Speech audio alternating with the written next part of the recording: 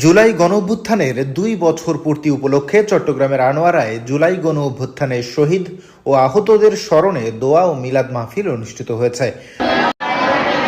বুধবার ৫ আগস্ট রাত ৯টার দিকে উপজেলার দারুল ইহসান হিফজুল কুরআন মাদ্রাসায় আনোয়ারা উপজেলা জাতীয় নাগরিক পার্টির উদ্যোগে এ দোয়া মাহফিলের আয়োজন করা হয়। অনুষ্ঠানে সভাপতিত্ব করেন আনোয়ারা উপজেলা এনসিপির যুগ্ম সমন্বয়কারী মোহাম্মদ দেলোয়ার হোসেন।